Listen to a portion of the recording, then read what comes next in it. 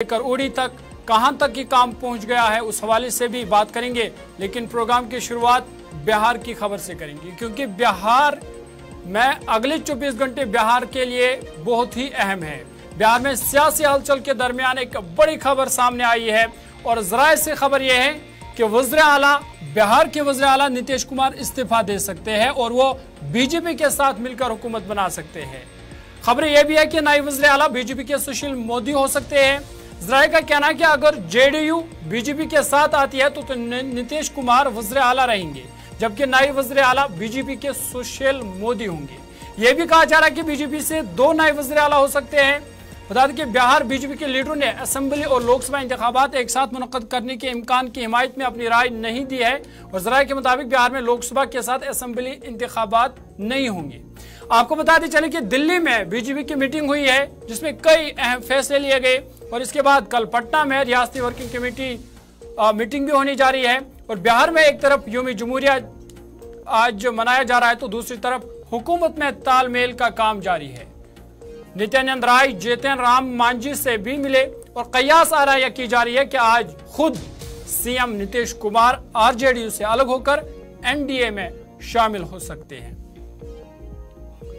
बिहार से आपको बड़ी खबर बता रहे हैं, जहां पे आपको बता दें कि बिहार के लिए अगले 24 घंटे बहुत ही अहम हैं, क्योंकि जराए से खबर यह है कि नीतीश कुमार इस्तीफा दे सकते हैं। सीधा आपको दिल्ली लिए चलेंगे। हमारे नुमाइंदे ताबिश कमाल हमारे साथ है जो इस खबर पर लगातार नजर बनाए रखे हुए हैं। ताबिश, बहुत शुक्रिया ज्वाइन करने के लिए। जिस तरह से खबरें आ रही है कि नीतीश कुमार एनडीए में शामिल हो सकता है, तो किस तरह आप इसको देखते हैं और अगले 24 घंटे कितने अहम हैं?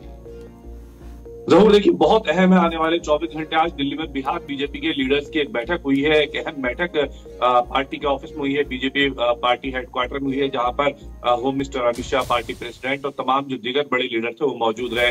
हालांकि बिहार की तरफ से भी बिहार बीजेपी के प्रेसिडेंट सम्राट चौधरी और वहां पूर्व में जो एक्स डिप्टी सीएम रहे सुशील मोदी और रेणुका देवी, वो दोनों भी मौजूद रहे और आज जो अहम बैठक हुई है। हालांकि चूंकि सम्राट चौधरी देखिए मीटिंग खत्म करने के बाद पटना पहुंच गया, जब पटना में उनसे पत्रकारों ने सवाल किया कि जो बैठक हुई है उसमें क्या फैसले लिए गए हैं, तो उन्होंने कुछ भी कहने से बचाए। पहले हमने देखा था कि सम्राट चौधरी हमेशा नीतीश कुमार पर टिप्पणी करते थे और उनके काम पर सवाल उठाया करते थे, लेकिन आज जब वो पटना पहुंचे तो वो बिल्कुल खामोशी से बिना किसी सवाल का जवाब दिए चुपचाप निकल गए। वहीं अगर देखा जाए तो अगले 24 घंटे बिल्कुल आपने सही कहा जरूर कि बहुत अहम है बिहार की राजनीति में। देखिए, कल 3 बड़ी बैठकें होने वाली हैं। जो पहली बैठक है वो 1 बजे होगी, जो राबड़ी देवी के आवास पर होगी। तमाम आरजेडी और लालू की पार्टी के जो विधायक हैं, एमएलए हैं, उनकी बैठक होनी है। 1:30 बजे कांग्रेस पार्टी की एक अहम बैठक बुलाई गई है जो पूर्णिया में रखी गई है। बिहार में एक जगह है पूर्णिया, वहां पर यह बैठक रखी गई है। इसमें पार्टी के 16 मेंबर जो है एमएलए वो इसमें शामिल होंगे। और तीसरी जो अहम बैठक है वो बीजेपी की होगी, जो 4 बजे बीजेपी पार्टी ऑफिस में रखी गई है। हालांकि जेडीयू की अहम बैठक होनी है, वो 28 जनवरी को सुबह को पार्टी ऑफिस में रखी जाएगी, या हो सकता है कि नीतीश कुमार के आवास पर हो। लेकिन ये कल तय हो जाएगा कि आखिर कल क्या होने वाला है, क्योंकि बीजेपी ये दावा कर रही है कि कांग्रेस के काफी सारी जो एमएलए हैं वो उनके संपर्क में है और बीजेपी का सपोर्ट कर सकते हैं, यानी कांग्रेस के एमएलए। वहीं दूसरी तरफ लालू प्रसाद यादव लगातार ये कोशिश कर रहे हैं कि जीतन राम मांझी की पार्टी के 4 एमएलए हैं वो लालू प्रसाद यादव के साथ आ जाते हैं तो जीतन राम मांझी को चीफ मिनिस्टर बना दिया जाएगा और तेजस्वी यादव जिस तरह से डिप्टी सीएम है वैसे ही डिप्टी सीएम रहेंगे। लेकिन जीतन राम मांझी इस बात को भी मानने के लिए फिलहाल तैयार नहीं है। वो शुरू से ही बीजेपी और एनडीए का एक हिस्सा है, बहुत अहम हिस्सा है।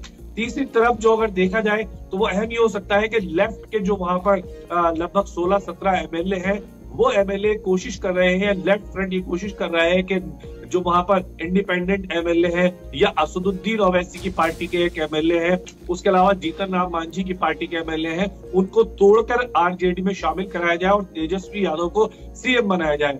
एक और ऑप्शन वहां पर तलाशने की कोशिश की जा रही है, वो ये है कि देखिए जेडीयू और बीजेपी अगर एक होती है तो लगभग 7 विधायक ऐसे हैं जेडीयू के जो इस बात को लेकर के नाराज है, जिनका साफ ये कहना है कि वो बीजेपी के साथ नहीं जाना चाहते हैं, भले ही सरकार बने या ना बने।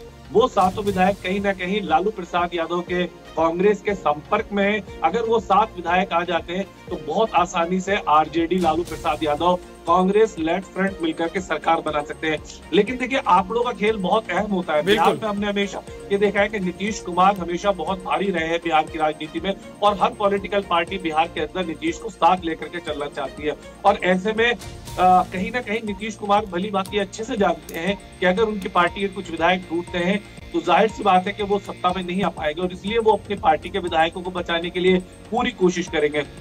वहीं दूसरी तरफ सबसे अहम बात यह है कि 28 या 29 जनवरी को अगर नई सरकार बन जाती है तो नीतीश कुमार, बीजेपी और जेडीयू मिलकर के सरकार बना लेगी। बिल्कुल ताबिश, अगर ये सरकार बन जाएगी, अगर नीतीश कुमार एनडीए के साथ वो मिलेंगे तो इंडिया इत्तेहाद के लिए कितना बड़ा नुकसान है, क्योंकि एक तरफ से जहां पार्लिमानी इंतखाबात नजदीक आ रहे हैं, एक एक करके इंडिया इत्तेहाद के जो रुकन है या जो बड़े सुतून का जिनको कहा जाता है वो एक एक करके अलग हो रहा है। ममता बनर्जी ने अकेले लड़ने का फैसला किया और अब नीतीश कुमार की बारी है।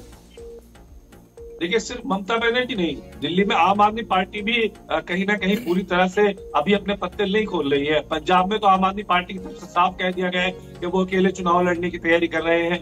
पंजाब के मुख्यमंत्री भगवंत मान बराबर इस बात को कह रहे हैं कि हम अकेले चुनाव लड़ेंगे। ममता बनर्जी ने कह दिया है कि वो अकेले चुनाव लड़ेगी। अखिलेश यादव ने लखनऊ में अपने उम्मीदवार को खड़ा कर दिया है। वही अगर देखा जाए तो नीतीश कुमार नाराज होकर के बाहर हो गए।